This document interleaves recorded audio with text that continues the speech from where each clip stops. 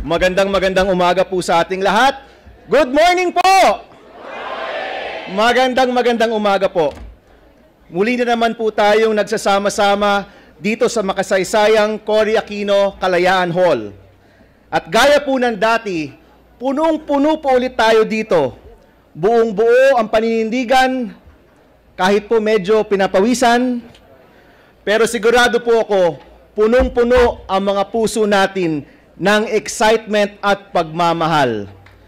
Tama po ba yun? Yes! Punong-puno po ba ang puso natin ng excitement at pagmamahal? Yes! Alam niyo po, ilang minuto na lang at makakasama po natin ang ating mga pinaka-hinihintay na mga panauning pandangal. Marami po sa atin dito, nababasa naman po natin, ituloy ang daang matuwid. Marami po sa atin nagsalita na tungkol sa daang matuwid. Pero para po sa akin, ang daang matuwid, hindi lang po isang paraan ng pamamahala, hindi lang po isang paraan ng pamumuhay. Isa po itong paraan ng paniniwala at paninindigan. Isa pong pangarap na unti-unti po nating nakakamit. Isa pong adhikain na kailangan pong ipaglaban. Ang daang matuwid, kailangan pong ipaglaban. Kaya po mga kaibigan, ang tanong ko po, sama-sama po ba tayong lalaban para sa mga pambato ng daang matuwid? Sama-sama po ba tayong magtatrabaho, magsisikap at gagawin ng lahat para sa mga pambato ng daang matuwid? Palagay ko po, kailangan po nilang marinig.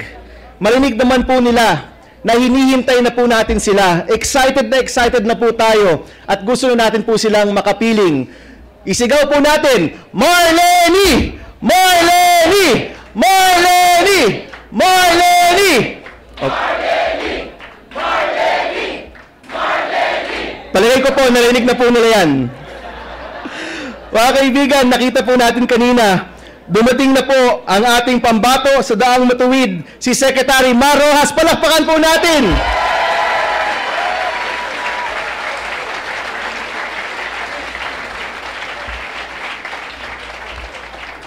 At syempre po, within a few minutes, nakita rin po natin ang isa pa nating pambato sa daang matuwid, si Congresswoman Leni Robredo!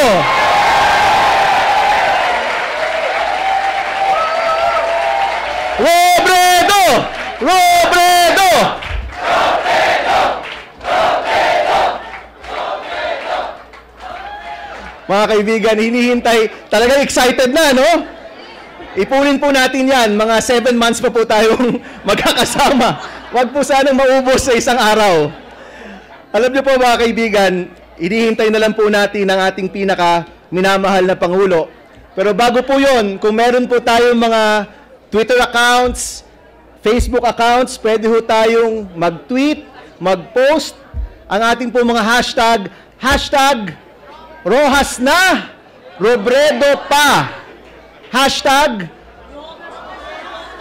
Rojas Robredo 2016.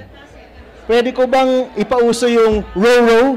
Sakay na sa Roro 2016? Alright, mga kaibigan. Ayan na. Mga kaibigan, kailangan marinig naman niya mula sa labas. Palakpakan naman po natin ang Pangulo ng Republika ng Pilipinas, kagalang-galang Benigno S. Aquino III. Pinoy! Pinoy! Pinoy!